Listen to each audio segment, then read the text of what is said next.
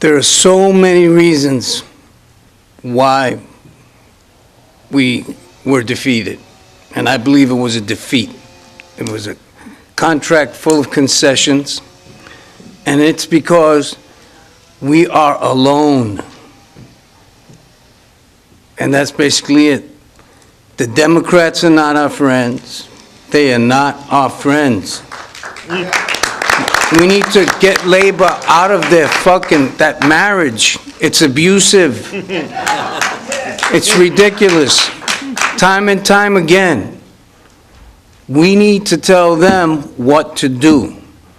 And we should not give them our money or our vote. We need to start taking, like, board memberships. We could field candidates from labor. We could do it and win if we were organized. And that's another thing about why we lost.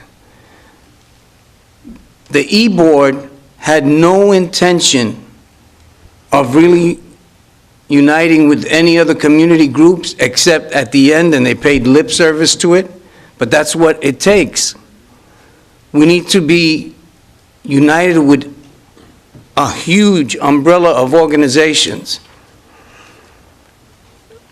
Our E-Board asked for help just before the strike. There were 4 years to form coalitions, and that didn't happen. And that's because we've had the same E-Board for at least a decade.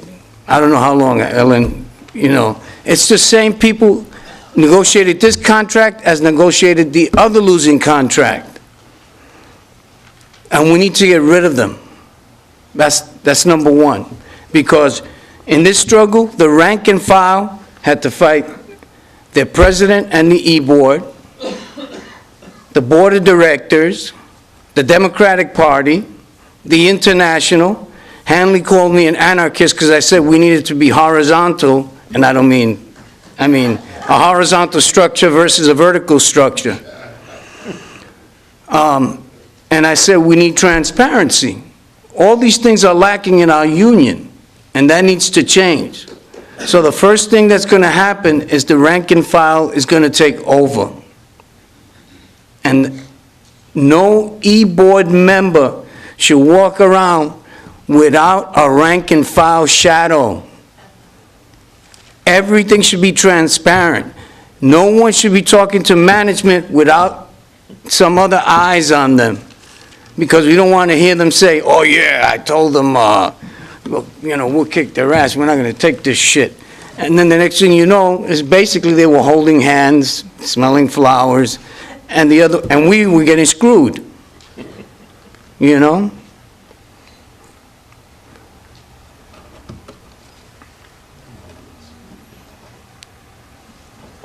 The local is run basically by people who are willing to collaborate with management and the board of directors in the Democratic Party. They went with their hats in their hands begging for stuff instead of showing strength. They didn't believe in the rank and file and did not want us involved. When I first asked the president of the union, and I won't mention her name because it's like Harry Potter. If you mention it, it gets more strength. So she who cannot be mentioned, when I asked her, what are we doing to get ready for the strike?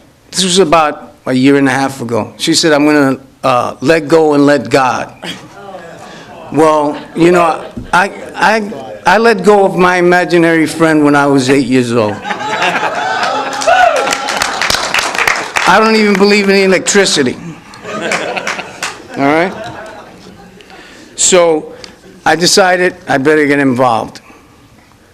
I couldn't believe the mess.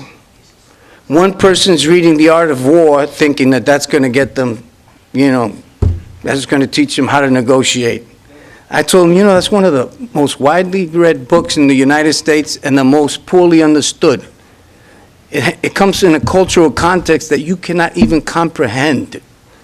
So unless you take Chinese, go to China for about 10 years, read the book again, and then tell me what it means.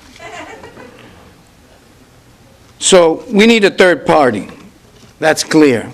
Something like the Working Families Party, but not so connected to the Democratic Party, where we field candidates for local office, and we can win. We can win those offices. The BART Board of Directors is vulnerable. You know, nobody, who votes? They just vote for the, you know, the name they see. And we can get people out there knocking on doors and making calls and telling people, you know, do you want it to be safe? Do you want it to be cheap? You know, you're paying Cadillac prices, and you know, you're basically getting a fucked up Chevy. BART is filthy. It has a 95% on-time record because what they do is they switch the numbers on the trains so that the trains that come next, then they become the trains. So then it's on time. What a miracle. We got a 98% on-time rating. And the E-Board goes along with it so that we could say, our workers did that. We need to expose the company instead of being in cahoots with them. Yeah. And only with the rank and file are we going to do that. They're so discouraged at this point, so tired, because they knew they were abused. They've all lost faith in the E-Board, but we're totally disorganized. But we're working on that. We need to form a coalition with the community that rides BART and the community that lives around BART. The developers should, and it should be on our platform, the union's platform, there should be affordable housing. They build all kinds of housing around BART. But if you don't have this, you can't live there. Shit, the poor people need to be next to BART, not the people with money.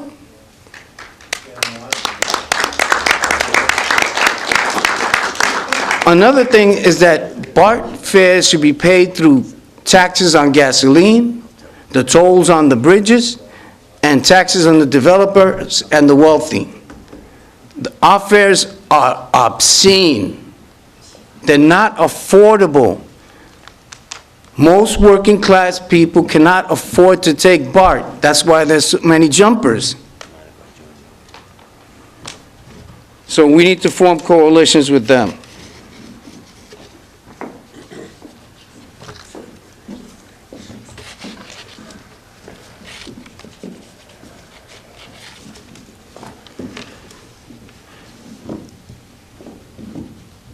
So we need to become more independent from the international. We need to have the rank and file run the union. In reality, we need to attack the MTC. We need to try and lobby for one transportation system. This is bullshit. We have all these fiefdoms. You know, we got Samtrans, AC Transit, Muni, BART. So it's like a collection of little Greek city-states, you know? And it doesn't work, you know, unless, of course, you have slaves, which is what they want to do. We need to form coalitions to get people out of prison. This country has the largest prison population. And these things, they may not seem relevant to BART struggle, but they are. Because we have to be part of everything, the 99%. People have to wake up. And we lost that opportunity. BART could have been in the vanguard, and it wasn't. It was a lost opportunity.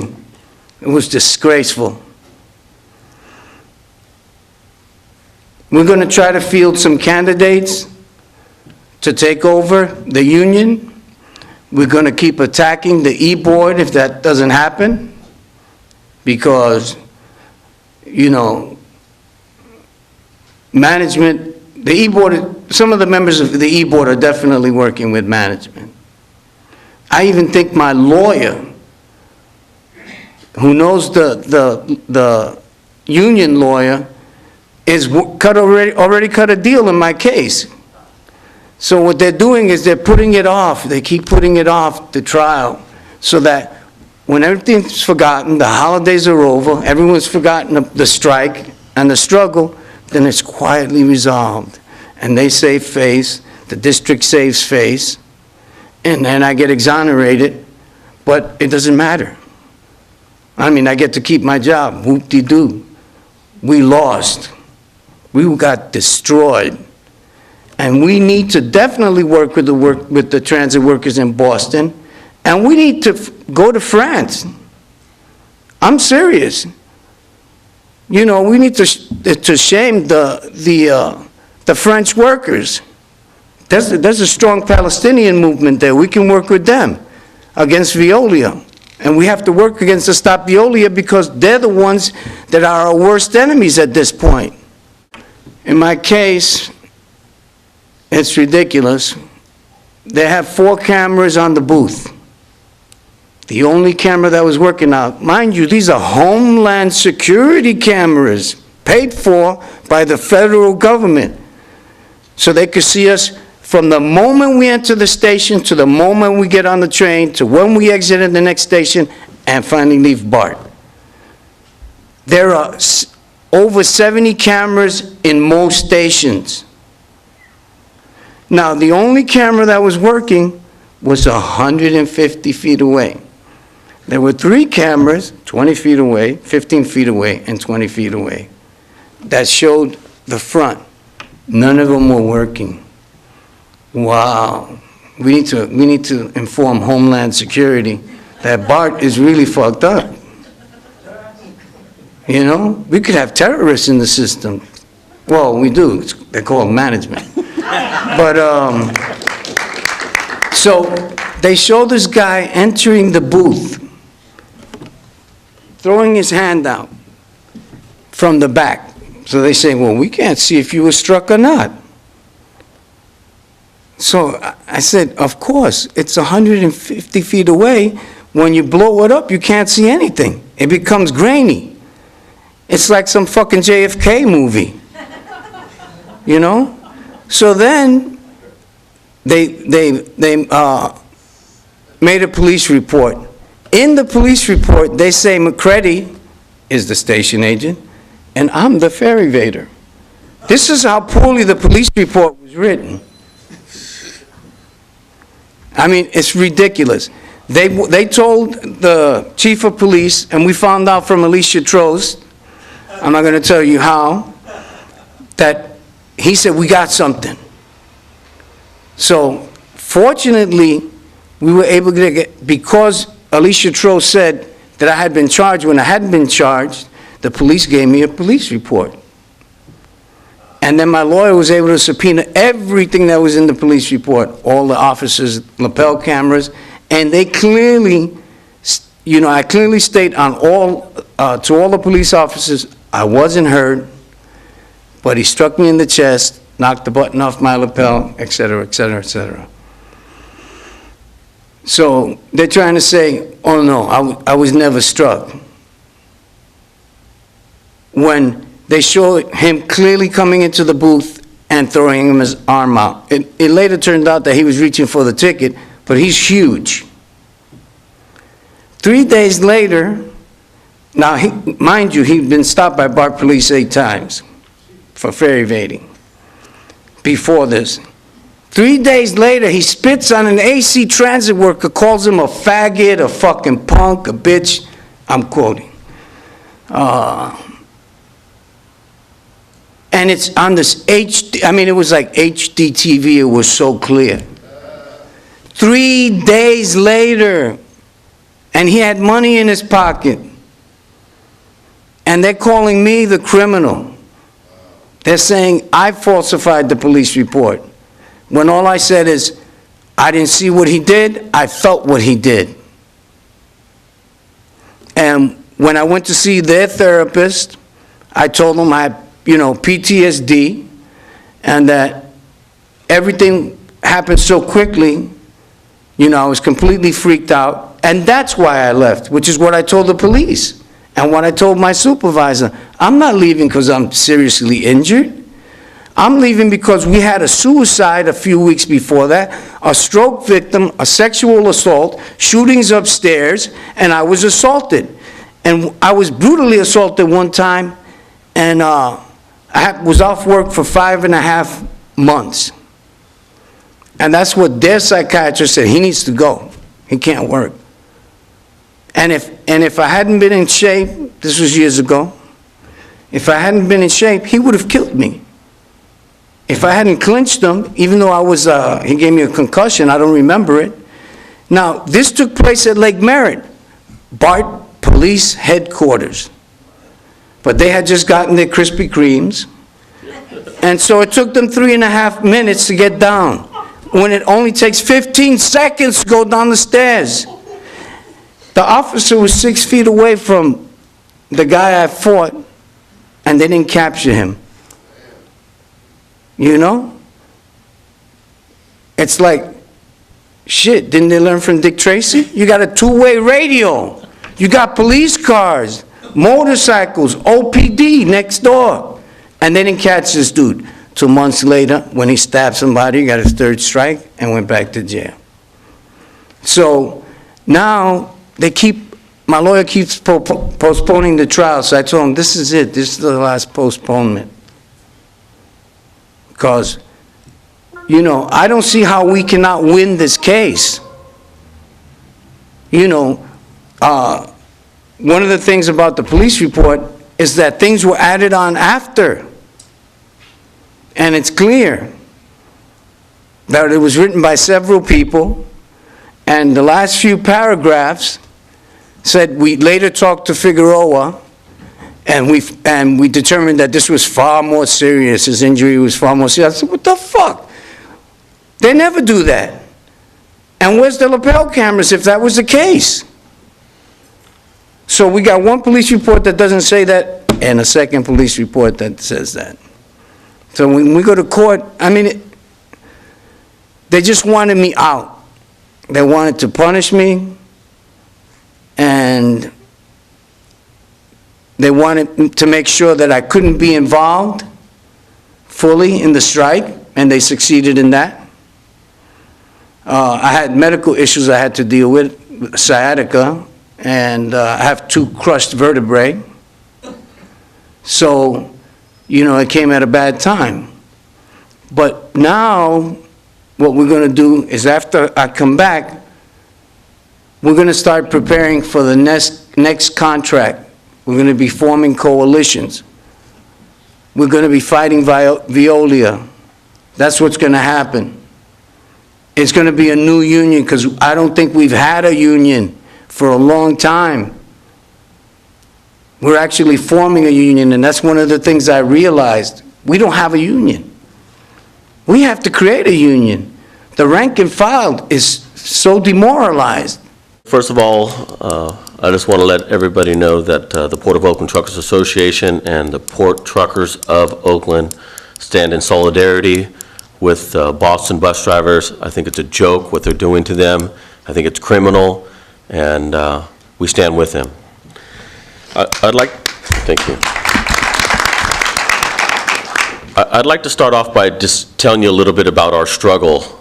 And some of these folks out here probably sounds a little bit familiar in the early days of their unions and their struggles to form a union. We are the Port Truckers of Oakland. We are considered owner-operators. And that word owner-operators is just, you know, that's a little loophole in the system for these companies. They try to classify us, and they're misclassifying us as well, as non-workers. We are workers. We are workers just like anybody out there. A good friend of mine told me, used a great expression, that we're just like a plumber. We have a wrench, or a carpenter that has a saw or a tool. And our tools are trucks. It's a big tool, but that's what we work with. That's our job. We are workers, and I want everybody in the community, as well as everybody that we work with, like the ILWU and other drivers, to stand in solidarity with us and let us be recognized for what we are. We are workers. and we are demanding our rights as workers to be treated fairly, non-biasedly, and with a certain degree of respect that we deserve as workers, as everybody else gets. We are asking for some basic human rights things that are the top of the list, like let's have a bathroom. We haven't had a bathroom that is accessible for truck drivers in the port in years. I've been there for 10 years, and I've peed in more bottles than I could tell you. And I don't know if you've ever peed in a bottle or defecated in a bag because you're in a line and there's no restrooms around, but it's degrading. It's degrading, and God help you if you don't have a bag. It's ridiculous. I mean, if you ever just thought you'd go home and don't use the restroom, just pull out a bag and bent over and go take a shit in a bag, you literally almost want to cry because you feel like you're being degraded. This is one of our struggles that we're fighting for, and we protested more than just this. For just this reason. There's a lot of things on our agenda, a lot of demands that we're making, but we protested in August because we had previously hand-delivered a letter to Mayor Jean Quan and saying that we'd like a meeting with her to discuss our issues. And she never replied to us. Nobody replied to us. And so what we did is we decided, okay, well, we're not going to stand for this. We have rights. We are workers, and we wanted to be treated fairly. And we want some bathrooms and somewhere to wash our hands. And so we went ahead and organized and got some truckers together and formed a group, which is called the Port of Oakland Truckers Association. And we, got their stories together, and we decided, when I mean we, the truck drivers of Oakland decided that we're not going to stand for this, and we decided to shut the port down in August. And then we got a phone call after a couple of days from Chris Lytle, which was the port director, the new port director, and said, well, why don't you come on in, we'll have a task force meeting every week and try to work on some of these problems. And we said, yeah, that's great. That sounds about, that's a start. And so we did that for 3 months. And nothing happened, just talk, We had owners in there, we had stakeholders, members of the ILWU, state legislator, and we just talked and we talked and we talked, and after a while we just wasn't getting anywhere. And so the members just said, okay, listen, we need something done. We're not going to sit here for months and months just talking, and we need some restrooms that we can use. We need, someplace to wash our hands. And they just looked at us straight in the face, and they said, well, you ain't getting nothing right now. You got, to quote, this is a quote, you're not getting your congestion fee, I'll go into that. You're not getting your green emissions fee, and you're not getting your extension. And, but they said, we're going to put, 6 new porta potties in the terminal. And remember, they do 5,000 transactions a day, sometimes 4,600, thereabout. And we just said, we're going to give you till this date, which was, I believe, October 18th, to come up with some of these demands we need met. And they didn't, so we went ahead and protested on October 21 and shut the port down again. And finally, the mayor had reached out to us after the second day of protesting, and she asked us to come on in. And she wanted to know what we wanted. And I'll tell you that just really flabbergasted me. I said, you don't know what we want? I was just like, you don't know that we're pissing in bottles and shitting in bags? And she said, well, there's restrooms, right? And there are restrooms in the port, but they're nowhere near where they need to be. And I didn't know. I've been working there 10 years. And later on in the week, we also got contacted by the SSA terminal management, which is the first time they actually reach out to any of these truckers. And they asked us to come and meet with them. We said, okay, that's fine, we'll go take a meet. And when we got there, you know, they had this van, it looked like a party van, you know? It's like, holds 18 people, those type of van. It wasn't like a little white van. And they went around for an hour. This ain't no lie. We didn't get out that truck. We went around for an hour, and what they did is they showed us where the bathrooms were. We had a bathroom tour. It's ridiculous. And they were nowhere where they needed. Man, these ports are like cities. You know, they have streets, multiple streets. And most of you probably know. I know a lot of the people here are familiar with the port. And you'll get killed if you have to walk a half a mile somewhere. You'll get ran over. Or a mile, there and back. And it's, first of all, you'll get banned from the terminal for life, just even getting out of your truck and walking a half a mile around. You're out. And then that goes your livelihood, there goes your mortgage, and there goes your car payments, your kids, you know, university payments you have to make every month. It's ridiculous. So I can go on and I get real emotional about it, and I'm angry about it, but I just want to tell you what we're asking for, you know, if you don't know already. We'd like an extension for up to 800 drivers that will be out of a job on January 1, 2014. That's less than 2 months. That's 800 families that have no job. Can you imagine that from one click of a clock, from 12 o'clock on December 31st, 800 drivers could be out of a job in one day. But if that happened with Yahoo, boy, it'd be all over the news. Yahoo, you know, let go 400 people. But it doesn't happen. You don't see that when it comes to the truck drivers. So we want an extension for these trucks. And why is it good to have an extension?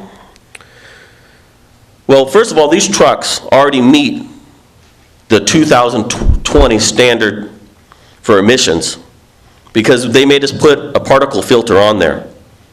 Most of it out of our own money. There was some funding, but not a lot of these truck drivers got the funding. Most of the big companies got the funding. And those trucks are going to run on the street anyway. See, they're using the port as the guinea pigs for this program. We only represent 5% of the whole California trucking industry, but yet they put the full burden of cleaning up the air on the port truck drivers.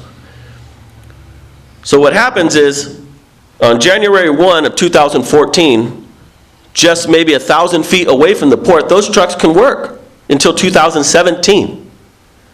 They just can't do it at the port. It's ridiculous.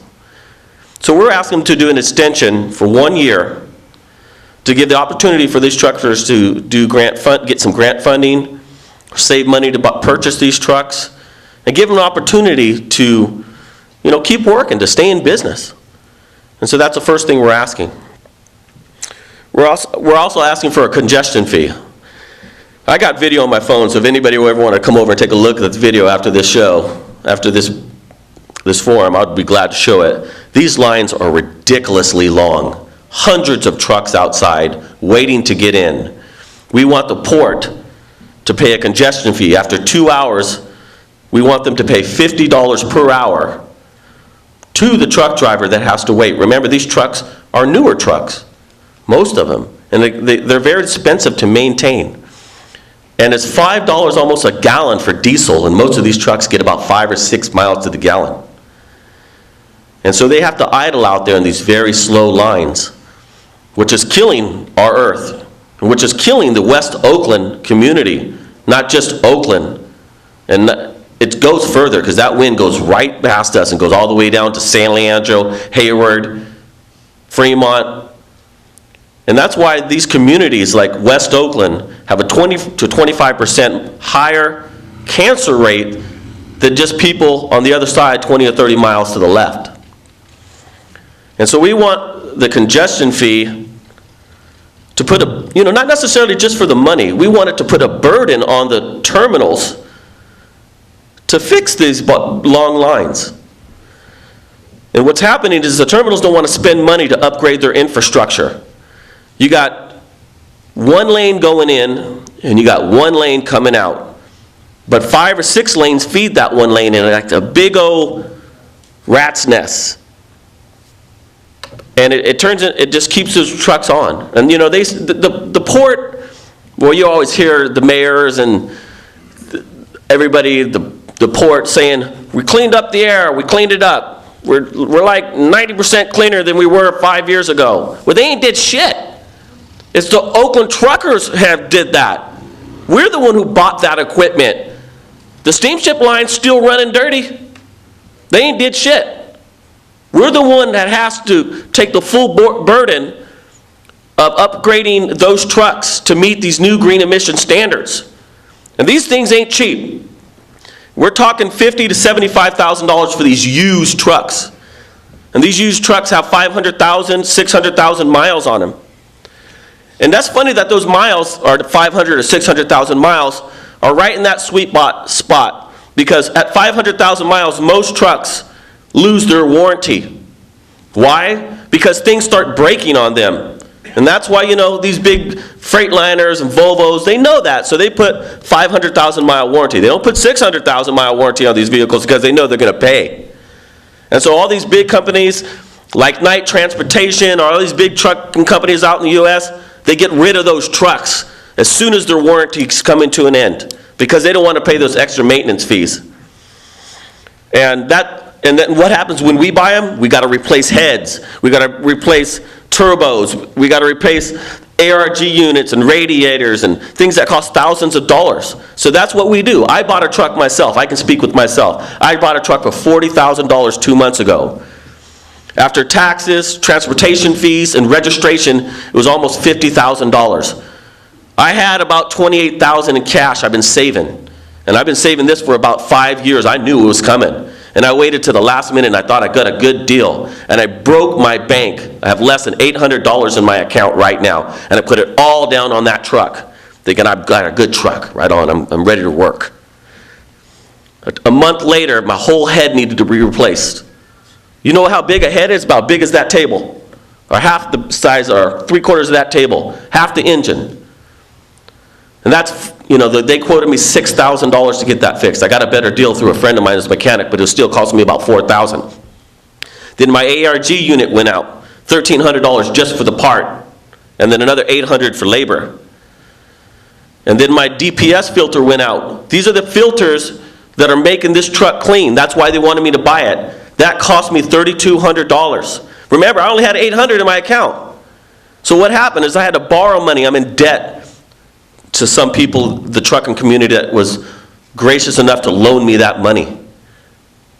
And I'm rambling, but as I said, it's emotional about what we have to do to keep these trucks running safely. And I just wanted to let you guys know a little bit about, you know, what it takes to get these trucks running clean.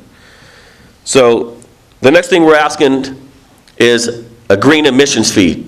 And that reflects on just what I said about maintaining these trucks, keeping them safe to run on the roads, and to keep them clean air vehicles.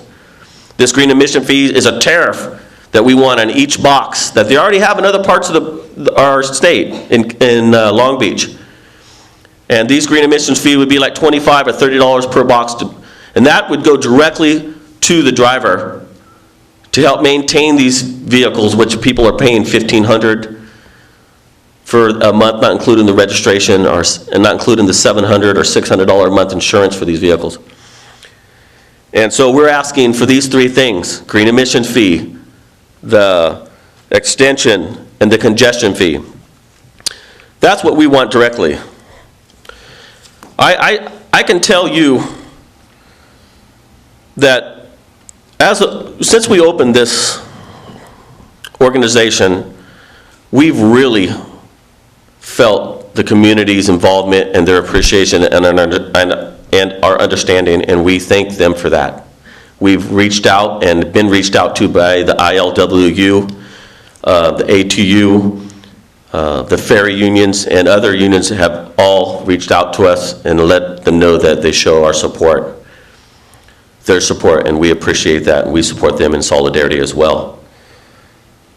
We're asking the steamship lines and the terminals to hire more ILWU workers from the hall, which there's a surplus of those workers. Those workers need work. But they don't want to because they want to save labor. We're asking them to upgrade their infrastructure, make bigger lines, to buy more transtainers. More workers, upgrade the infrastructure. This will make these lines less congestion. And I just want to let you know before I go, my time is up. And I got a lot to say. But since my time is up, I want to let you know that I did a little bit of research, and some people have come up to me in the ILWU and the longshoremen and enlightened me that there's more police officers, there's more ILWU workers, port workers in general, truckers, longshoremen that get killed every year on average than there is police officers in Oakland. And there's more workers at the port that get hurt every year, more than the Oakland Fire Department. But you don't see none of us getting no damn big parades running down the street when one of us gets killed. It's ridiculous how there's a double standard for some things. And this is a double standard that I don't appreciate, and I just wanted to bring to light that we're the ones out there getting hurt. We're the ones out there being killed. And we are the ones out there that need these upgrades to make everybody safe, to make everybody go home at night to their families. Thank you very much. I'm Frank with the Port. Hello, everyone. Thank you for giving us this opportunity. And honestly, we got to make this one, we got to turn this one to positive. We don't have to work individually. We have to work as a team. That's the only one, that's the only way we can get our rights in this country or in this state. Frank pretty much, he said it, all the problems that we are having at the Port of Oakland. I just want everyone to know we are really in support of the clean air. We are in support, so I hope everyone wouldn't get confused with that one. But what we are asking is, this enforcement is happening just to the truck drivers. I can give you a couple examples. For example, inside the port terminal yard, there are companies that are working, but since they are companies, they are not asking them to replace their trucks. We already collected a lot of videos that we're going to show them this Wednesday to the car that are putting too much enforcements to the drivers, but not to the terminals. But these terminal equipments, we already have a lot of videos that are sending a lot of bad carbon to the area. The state, UC Berkeley did a study in 2012. They tested our filters. They already approved them until 2020. They pass the air that they are sending. But they are not forcing the companies. The reason they are doing that one is because they think like we are very powerless, and maybe because we are minors. That's the only reason. So what they do is, every time we send them a letter or we try to get in touch with them, they ignore us. They don't even respond to us. The last time when we went in on strike on August 19, when we went to the city hall to give notes to the mayor, as soon as we gave the notes and we step out, we met her outside the door. And we tried to talk to her, she ignored us. And then, since we already gave the notes, we went on protest on the 19th. After that, this is what she said. You guys, why do you have to go on protest? Why don't try to get in touch with us? That's funny. And we already gave her the notes, what we are asking. She didn't even read the letter. And you know what she told us? We told her, we gave you the notes, how come you didn't receive it? She said, oh, I was in China doing a business at that time. And you know what we told her? We met you outside the day we gave you the letter. Honestly, they are big liars. Yeah. They are big liars, honestly. We know that. But we got to do what we got to do, honestly. These guys are trying to scare us. They took all our rights. So what we are asking at this moment is, they are not, for example, they are not asking all the companies. Like, for example, post office is in West Oakland on 7th Street. Guess how many trucks do they have? A lot. but they are not enforced even to put a filter. Our trucks are legal to work in California until 2017 with a filter. The filters that we already hook up to our trucks, which they enforce it only to the owner-operators, no one else in California. Now, for the rest of company, the regulation is going to start right now. Now, when they start installing the filter, they are asking us to be out of the business. When we talk to the mayors, they act like they don't know anything, and they tell you it's unfair, but they can't even address to the right department. So what we are asking is, we are asking a legitimate question. For example, when they keep, like we guys, if we don't get in and out from the terminal, there is no way we can make money. If someone doesn't do 2 trips to San Leandro, which they pay $120, guess, we pay insurance from that one, we pay gas, fuel, we pay registration monthly. There is monthly fee. There is road tax fee. Everything is under our own shoulder. And if we don't do at least 2 trips, there is no way we can make money. Now, the terminals, they keep us on the street for 5-6 hours. So how are we going to do 2 trips? We are broke. That's why we are asking them to pay a congestion fee after 2 hours. You know what they said? They are broke. They don't have any money. You know what? For them, if they don't save $1 billion, that's broke for them. But honestly, our drivers are putting their trucks on sale, and most of them have too much debt. They're going to be out of work right now. They can't even collect unemployment because they are self-employed. So these truckers are in a very, very huge problem. And the green emission fee is very, very legitimate also, because if you are asking someone to purchase a truck, you have to come up with some kind of tariff to match up the expenses. If it would have been a companies like Costco, Target, or anyone else, trust me, they would give them money. But for us, we asked so many questions, and CARBs, they never sat with us. We requested for 5 years CARB to sit face to face with us. They refused it. But now, 2 weeks ago when we shut down the port, they said yes, they want to face us for the first time right now. So we know how they listen honestly to people who doesn't have power. The only time they listen is when you stop from work. But it shouldn't be that way. So if that's the only way they're going to listen, trust me, we all got to work together. Every time all the unions, associations, organizations, something happened, they don't listen to us, we got to work as a team. We got to work together.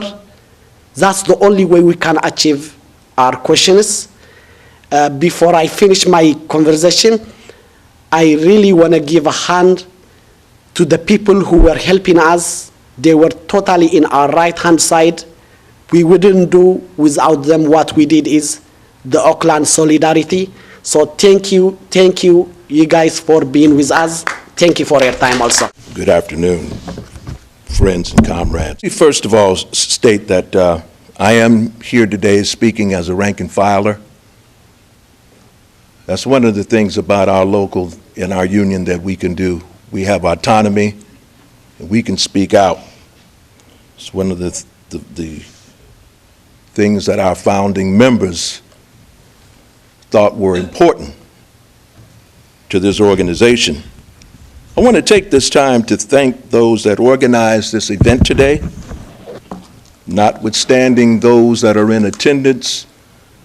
The ability to put these forums on YouTube and to provide them to the working class is so important. We need to have more of these. We need to have more coordination between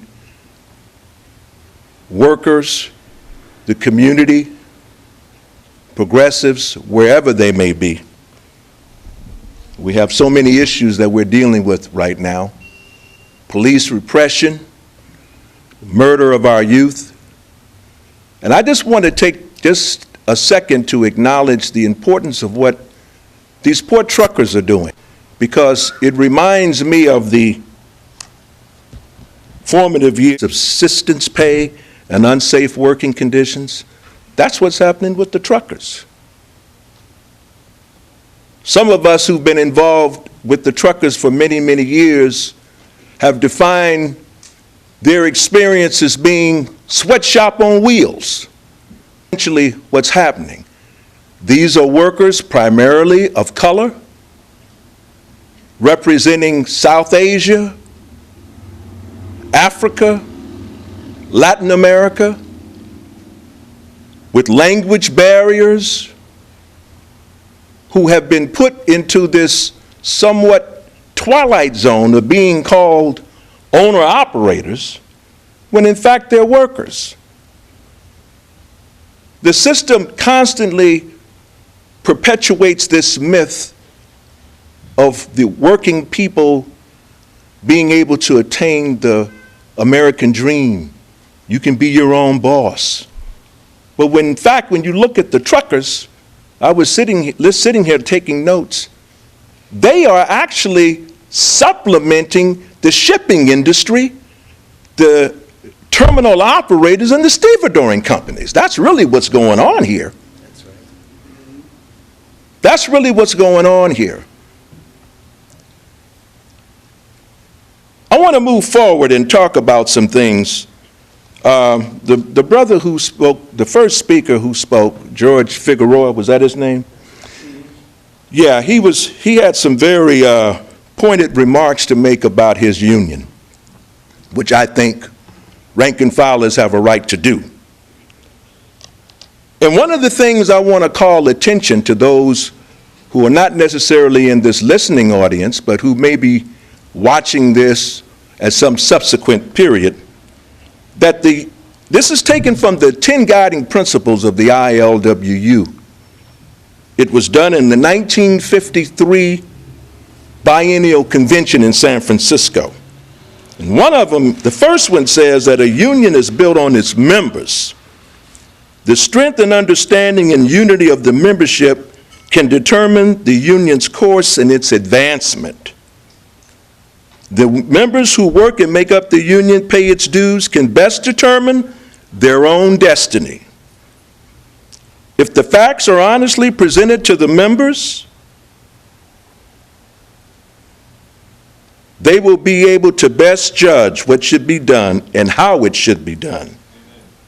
In brief, it's the membership of the union which is the best judge of its own welfare, not the officers, not the employers, or politicians, or other fair weather friends of labor. This is what the old timers laid down for us, and I still believe in that. Number 4 is very appropriate to this discussion, because it says, to help any worker in distress must be the daily guide in the life of every trade union and its individual members. Labor solidarity means just that.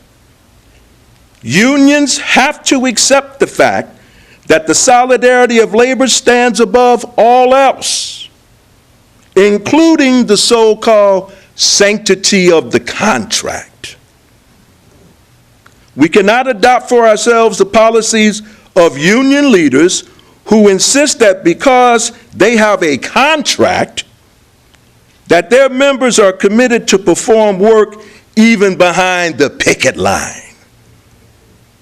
Every picket line must be respected as if it were our own.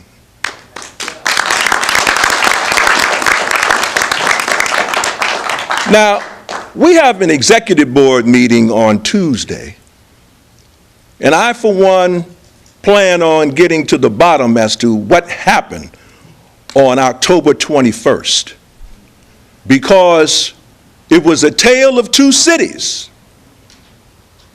Unfortunately, I was not there on that date, but from what I understand, there was an action taken on the day side, that's the day shift, Longshore workers worked from 8 until 5. As I understand it, no one walked across the picket line supporting those workers, those so-called independent operators. They're workers. And they have articulated their needs very well here today, because no one can speak better for workers than workers themselves. A lot of people take ILWU Local 10 for granted, unfortunately, and that probably has something to do with the terrible state of labor, because Local 10 represents what was once the foundation of labor in this country. The working class, the left. And as Leo Robinson was fond of saying before he passed, there's very little left in the ILWU. We used to have long discussions about that, but Leo is right, because this leadership today is unlike the leadership that developed these 10 guiding principles of which I made reference to.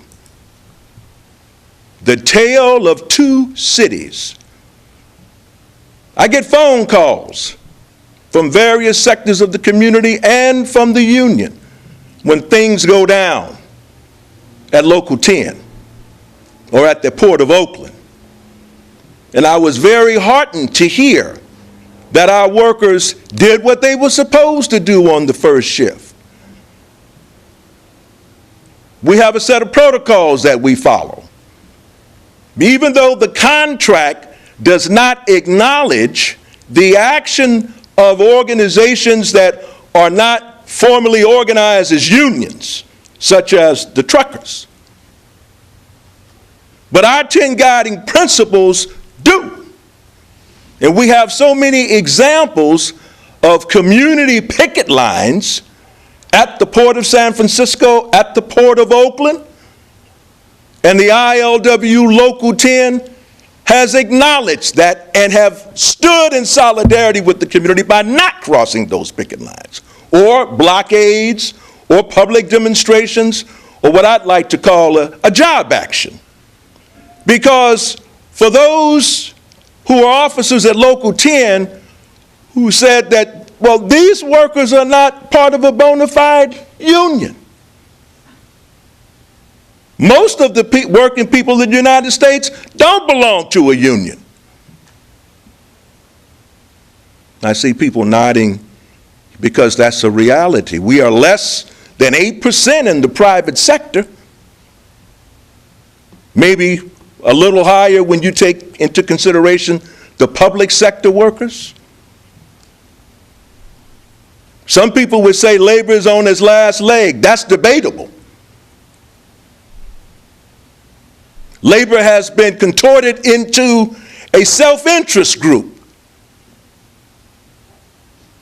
with leaders of labor who best can be described as business unionists.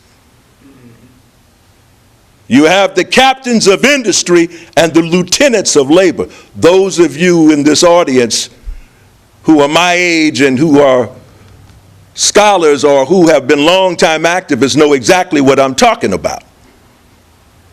Today they call it matters of mutual interest, collaboration.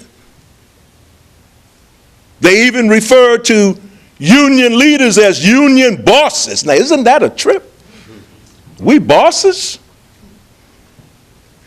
But getting back to the tale of two cities, on the second shift,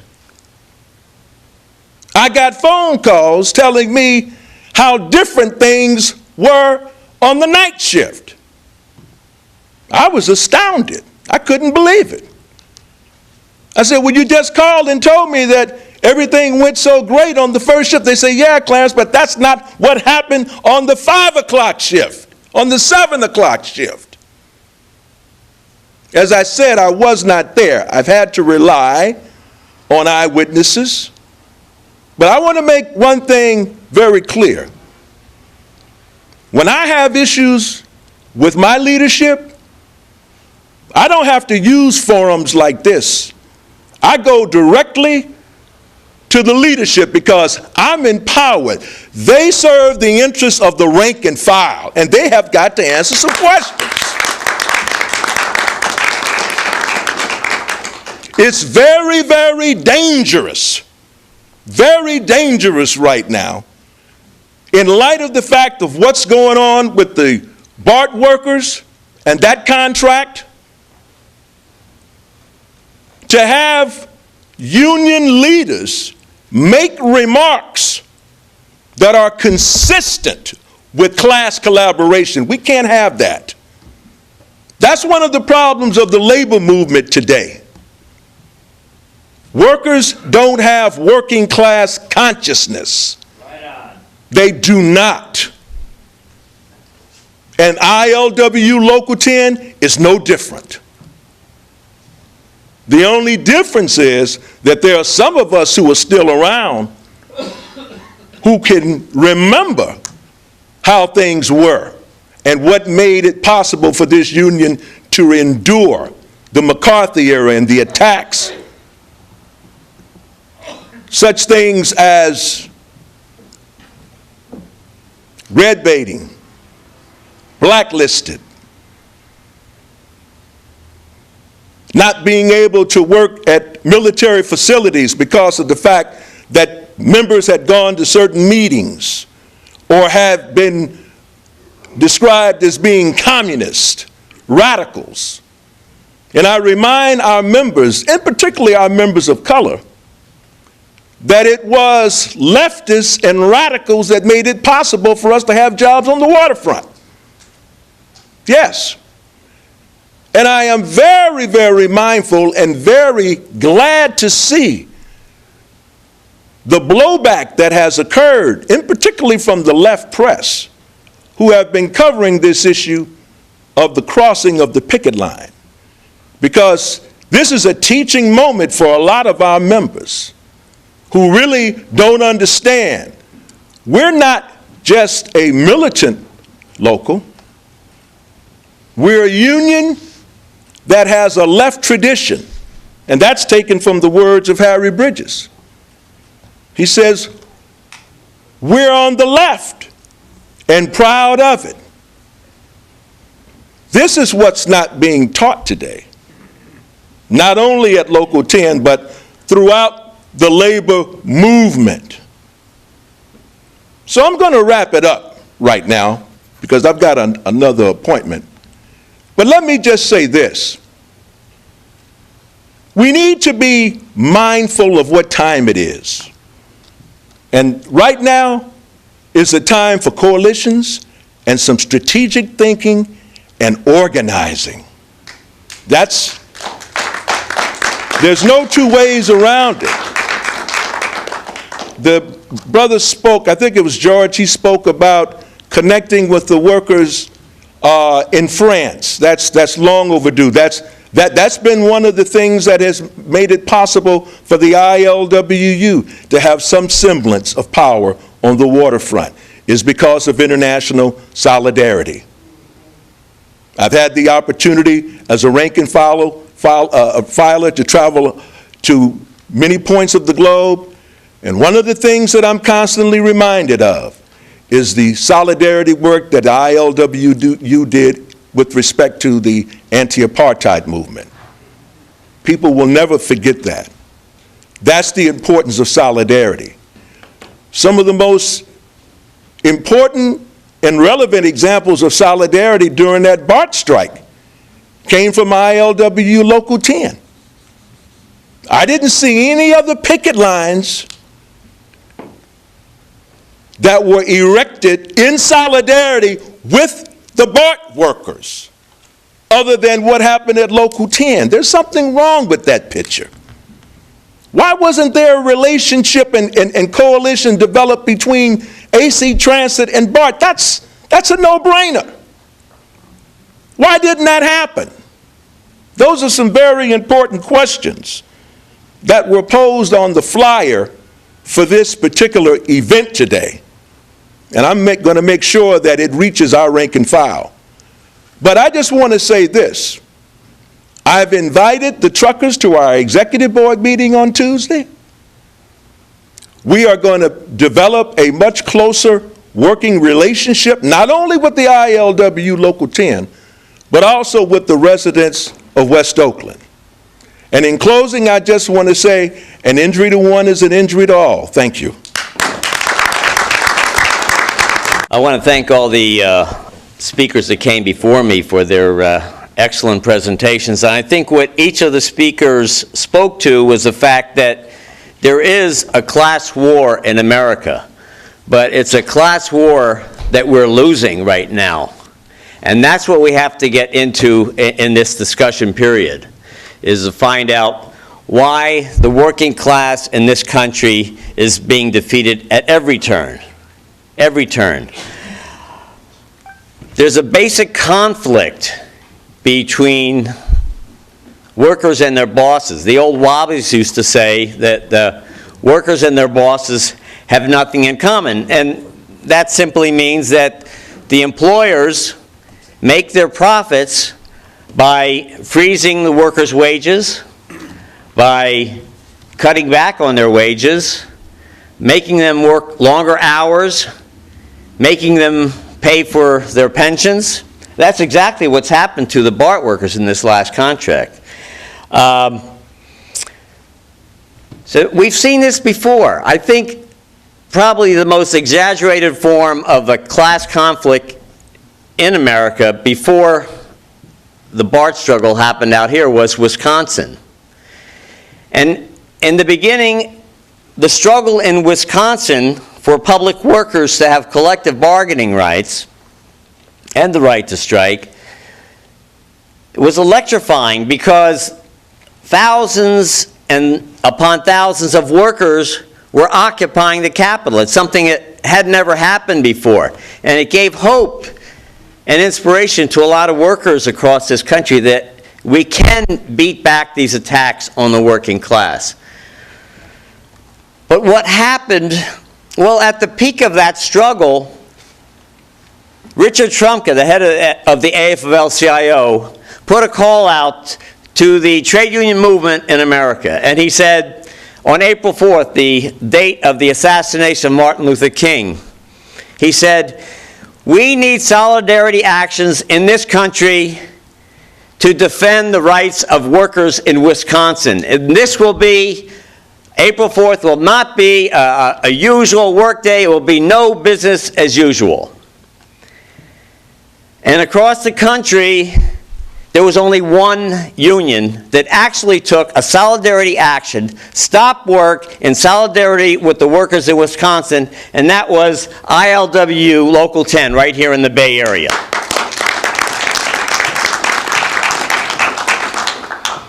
Now, if we could show solidarity for the workers in Wisconsin, we certainly could show that kind of solidarity for the BART workers.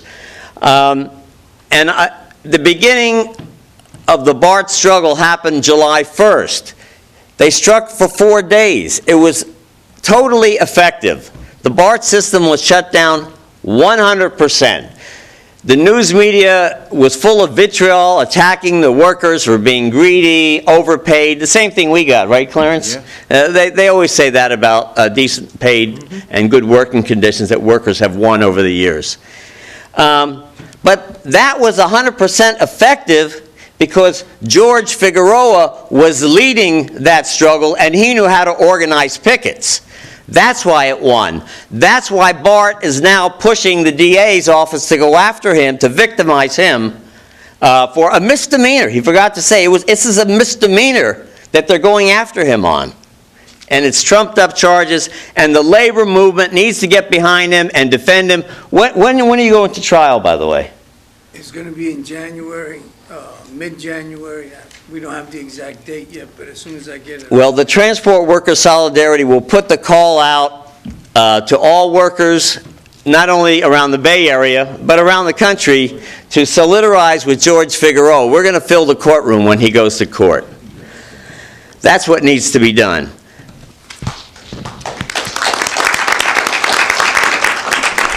So from George's and the rank and file's effective strike in July, 4 months later, workers ended up with a concessionary contract.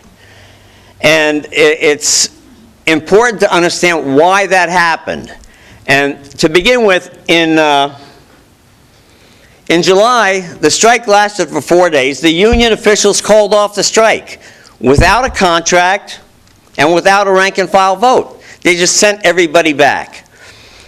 And that was the whole history of this was the beginning of how defeat set in.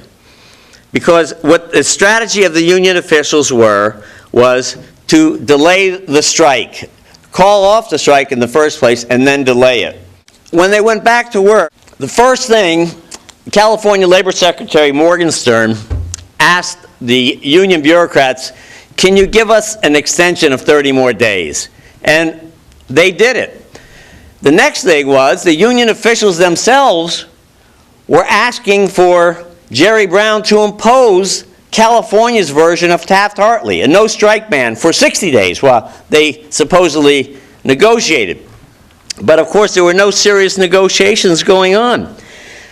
So what happened after, they called that the silver bullet strategy. Have you heard that? Yeah. They said, well, we're going to make Jerry Brown shoot his silver bullet. That is, he can only call this 60-day strike ban once.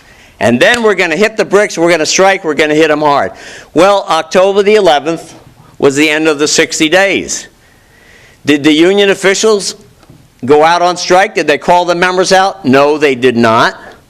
They delayed it. It was on again, off again, on again, off again. Every day they were going before the TV cameras talking about whether there may be a strike, there may be a strike. That's not a way to organize workers and to win public opinion behind you. In fact, what I thought about was, well, if Jerry Brown was the silver bullet that the union bureaucrats were talking about, actually, for Jerry Brown's purposes, the union bureaucrats were the golden bullet, because every time there was an attempt by the rank and file to do actions, the union bureaucrats did what? They delayed the strikes, they dismantled the pickets, they never ever had joint strike meetings between ATU 1555 and the other BART workers union, SEIU 10-1. They should have been having joint meetings all along. It was like there was no communication between the two unions. There was no way to build that kind of solidarity.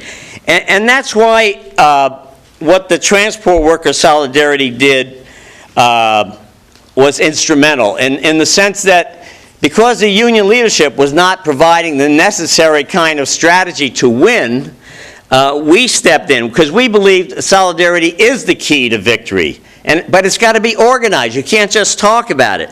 So we initiated, through Local 10, the August 1st rally in downtown Oakland at Oscar Grant Plaza. It used to be called Frank Ogawa Plaza. And the workers there rallied and marched through the streets demanding strike, strike, strike.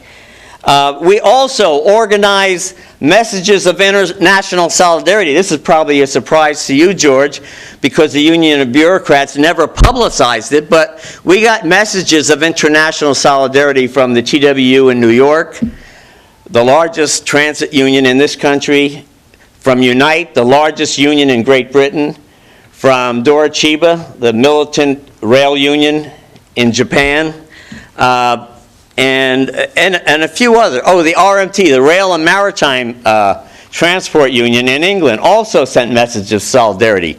But the union bureaucracy kept these messages separated. They did not inform the membership that others were backing them. That's a defeatist strategy. It's a strategy to isolate the membership, and it inevitably leads to demoralization and frustration. So the one thing that we tried to do was to say, look, you need to organize solidarity. And when the union finally did go back out on strike on October 18th, through the Transport Workers Solidarity Committee, organized with the local 10 rank and file, we knew that there was a BART facility on the docks, and that was a legitimate target. And we organized ahead of time, so we knew as soon as the strike began, we were going to help build an effective picket line, and that's exactly what happened. Now, where that picket line took place was significant, because Berth 30 is owned by the same company, Mitsui, that is locking out longshoremen and has hired scabs to do longshore work in the Northwest. That's been going on for almost a half a year now. That's never, ever happened in the history of the ILWU before. Scabs on the docks doing our work, and we are not effectively fighting it. You can't fight it by having a token picket or leaving it in the hands of your lawyers. It would require shutting down the entire West Coast here to get the scabs off the docks. That's what needs to be done.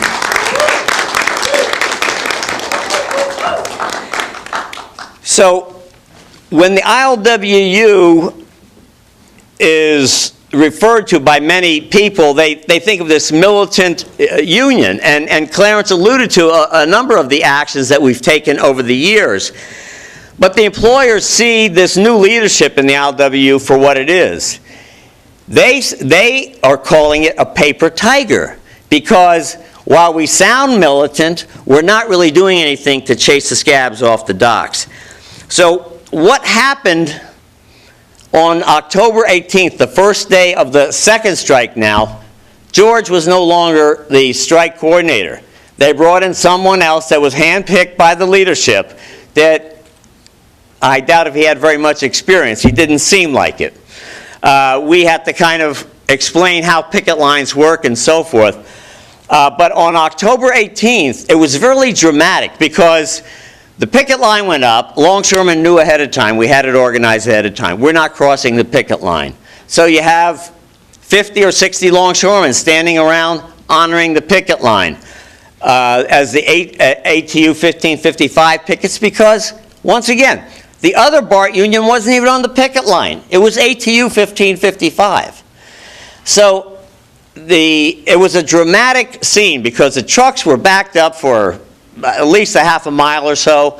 The poor truckers are all looking at this. They're blowing their horn. Yamani's shaking his head, because he came up to me and he said, "This is great. This is power. We are going to have a meeting tomorrow, Saturday, and we're going to shut the port down on Monday." Is that right? That's how it happened. So these struggles, these three struggles, are all linked together inextricably, you know? And the power that workers have is to withhold their labor, to strike. And that's not what's happening in America today. The trade union officials are doing everything they can to stop strikes.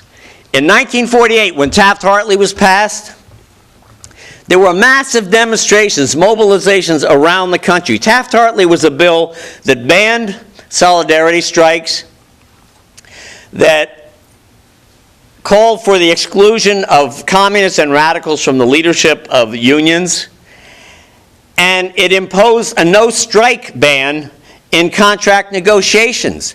Unions fought against that in 1948. Today, it's the opposite. Union officials, particularly in this case here, appealed to Jerry Brown to invoke the 60-day cooling off period. Is that right, George? Mm-hmm. I mean, the trade union movement is turned on its head, literally. So the other thing that the Transport Workers Solidarity fought for was the defense of George. George Figueroa was a militant leader of a strike that was very effective. The first thing a union does when it goes into negotiations, and anybody here that's in the trade union will know this, is you demand amnesty for those who have been charged during a strike. They didn't do that. So number one, right off the bat, it's a concessionary contract because they can't defend their own. Straight up. George Figueroa should have been defended. He's not, but he will be by the rank and file when he goes to court. And I think in a broader sense, some of the other speakers alluded to this, what's needed in a class struggle is to link an atrophied trade union movement down to about 7%, maybe a little bit more, to the community, to the working class communities from which we come. Uri Holly, who was on the negotiating committee, on the executive board, fought for that strategy. She said we should have a rally, another rally at Fruitvale Station to protest the police killings of Oscar Grant. I don't know how many of you have seen the film Fruitvale Station, but that's what it was about. The position of the ATU 1555 bureaucrats was a couple of years ago when Local 10 approached them to say, we need to have a mass rally to protest the BART police killing of Oscar Grant. The president of the union at that time, Jesse Hunt, said to us, we can't join in a rally with the Longshore Union to protest the BART police killing. The BART police are our friends. They protect us on the jobs. That was the position of the head of the BART union at that time, in 2010. Uri Holly today says, no, we need to link up with the community to protest the police killings of our youth, and we need to link that up with the broader trade union movement, because police repression against minority youth isn't just against minority youth. Those same police are used as to protect the strikebreakers in a strike. That's what was going to happen with this BART strike. The BART police were going to come in because BART was blatantly saying, we are going to run a scab operation. We're going to run trains during this struggle, during this dispute. And so we knew that the focus was going to be probably West Oakland BART, because that's where the train would run directly underground to San Francisco. It runs under the docks, by the way. And so we thought that that's where it was going to happen.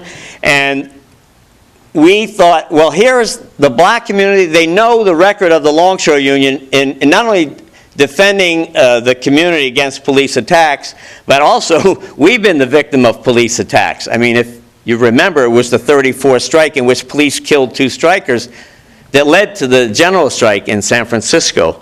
So we have a long history of fighting against police repression. And finally, what the Transport Workers Solidarity Committee,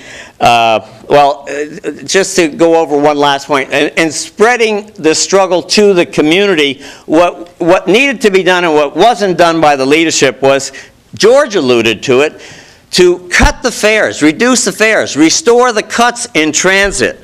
They needed to demand that the real estate developers who profit handsomely from BART extensions pay. They're not paying. They're getting away with robbery, literally. So that's the kind of program that the Transport Workers Solidarity Caucus was trying to put forward, and we were able to do that in some limited situations. The last thing we wanted to do was to get militants like George and others together to form a rank and file caucus that's based on a class struggle fighting program to link up together, not just on an electoral slate to get into office, but to build a serious movement that will link up with other sectors of the transport industry, port truckers, longshore, and so forth. So on October 18th, when the strike was called, we had a successful strike in the morning. I think not only did it inspire the port truckers, but a lot of other people saw the power that workers have when it's used properly. But what happened? The attorneys got involved with the union bureaucrats, and they said, on the evening shift on the 18th, oh, this is an illegal picket. I told the leadership, in particular Chris Finn, that is a lie, that it doesn't matter if it's legal or not. longshoremen aren't going to cross the picket line, that the picket line needed to be sustained. You needed to keep it going. That didn't happen. So once again, another marker about where union officials are undermining any kind of strike militancy.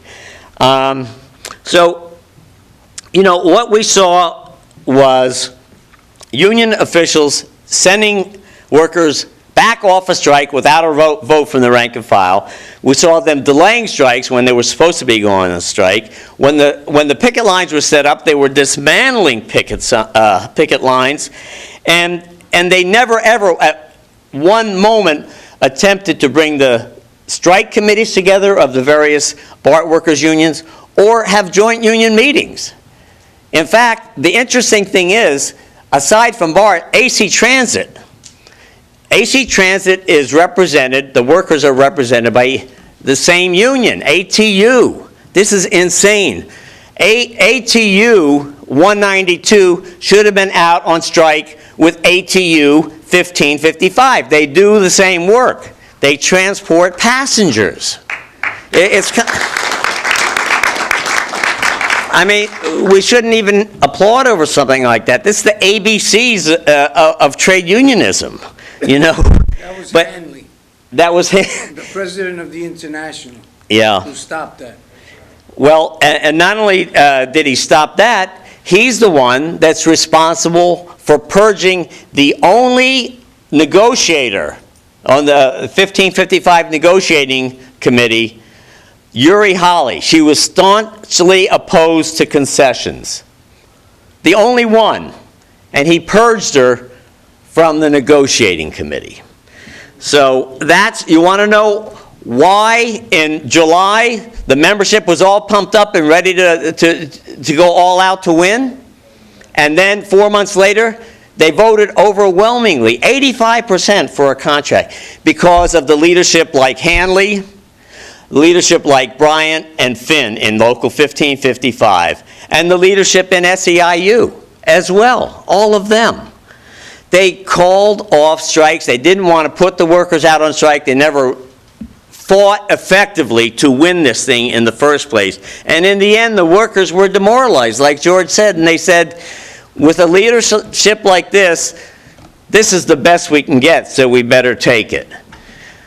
So we just have to live to fight another day. I think George was speaking to that. Let me just wrap up by saying that, well, I don't want to go over what happened 3 days later when the port truckers struck. I think Clarence covered that, where longshoremen crossed the picket line on the evening shift. That should have never happened. But I'll say this, I think there's enough democracy left in the ILWU that we can get our house in order. That I'm hoping that this will never happen again. Because if it does, it's a different ILWU than we've seen in the last 7 or 8 decades. It's a different organization. It's a business unionist organization, and we've never been that in the past. So we need to change that, turn that around.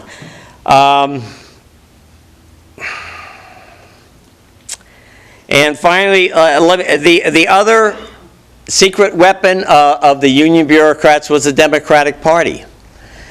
They called on Jerry Brown to impose California's Taft-Hartley on the workers.